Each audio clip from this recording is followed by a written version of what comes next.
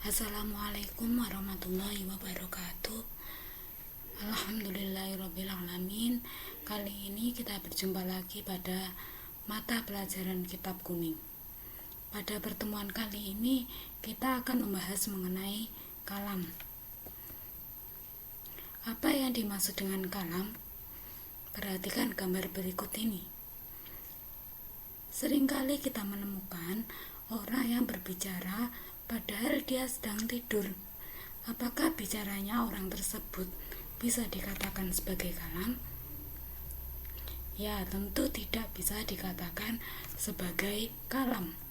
Kemudian kalau suara beduk, apakah bisa dikatakan sebagai kalam? Ya, jelas tidak juga. Kemudian kalau suara ayam berkokok, bisakah dikatakan sebagai kalam? Tentunya juga tidak. Lalu bagaimana yang bisa dikatakan sebagai kalam? Dalam kitab Al-Jurumiyah disebutkan bahwa al-kalamu huwa al-lafdu al-murakabu al-mufidu bil-wadai. Kita bahas satu persatu.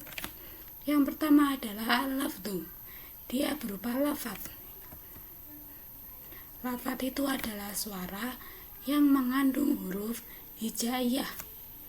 Kemudian lafaz itu sendiri dibagi menjadi dua macam.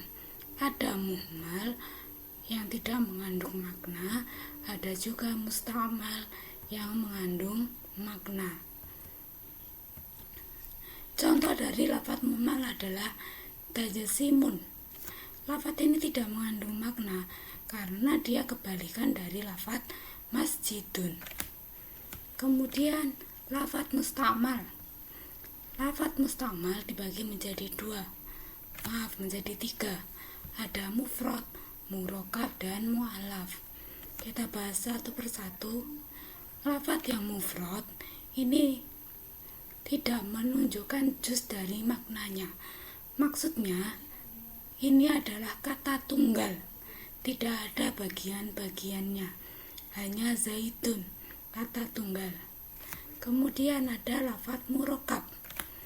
Bagian dari lafaz tidak bisa menunjukkan makna. Contohnya adalah Abdullahi, nama orang. Tetapi jika dilihat dari sisi lain, bisa menunjukkan makna.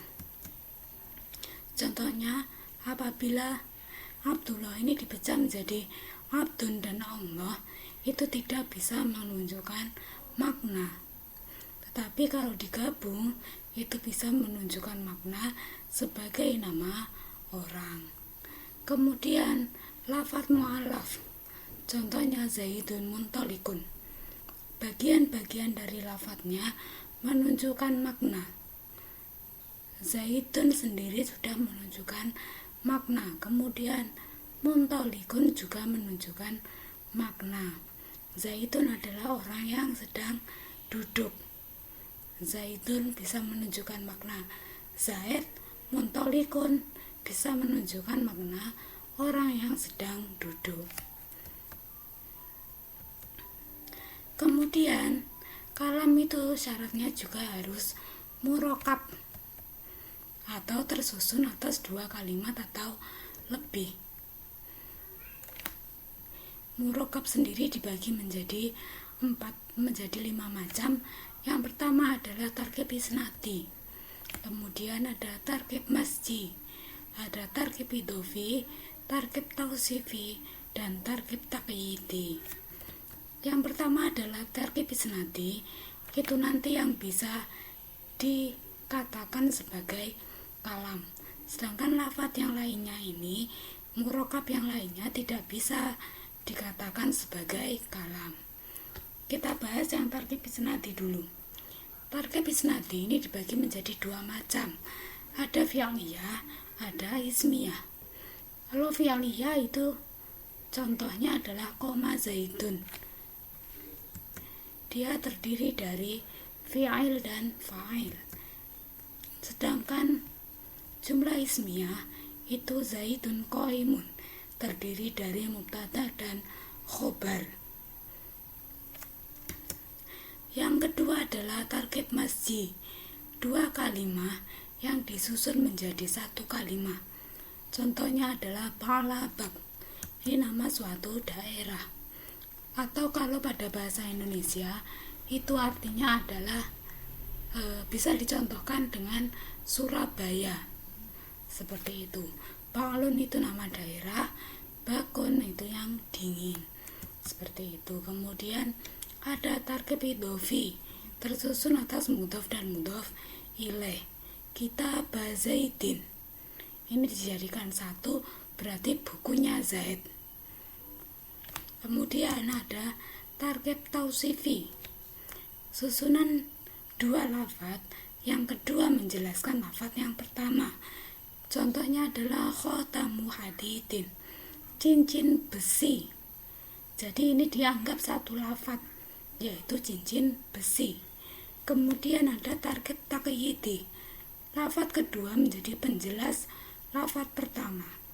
Hayawanun natiqu. Ini menjadi penjelas dari hayawan. Ini murokab yang menjadi persyaratan pada kalam adalah tarkib yang isnadi saja. Kenapa yang lainnya tidak dianggap sebagai kalam? Karena dia mempunyai makna kata tunggal. Jadi meskipun dia terdiri dari dua kata atau dua kalimat, tapi ini dianggap kata tunggal. Palabak, kitab Zaidin, bukunya Zaid. Khotamu hadidin, cincin besi. Hayawanun natiqu. Seperti itu, hewan yang berpikir. Kemudian al-mufidu. Al-mufidu itu lafaz yang memberikan kepahaman. Bagaimana lafaz agar bisa dipahami? Jika ada fi'il, maka harus menyertakan fa'il. Jika ada mubtada, maka harus menyertakan khobar. Jika ada syarat, maka harus menyertakan jawab. Contohnya koma Zaidin. Zaid telah berdiri. Koma ini sebagai fi'il, sedangkan Zaidun sebagai fa'il. Apabila koma saja, maka itu tidak bisa menunjukkan kepahaman, karena belum jelas di situ. Koma berdiri. Siapa yang berdiri? Jadi tidak menunjukkan kepahaman. Harus ada kelanjutannya. Zaidun yang berdiri. Koma ngadeg sopo Zaidun Zaid. Kemudian mubtada dan khobar. Zaidun qaimun. Zaidun utawi Zaid itu tidak cukup, harus ada khobarnya. Zaid kenapa? Iku qaimun ngadeg. Kemudian syarat dan jawab.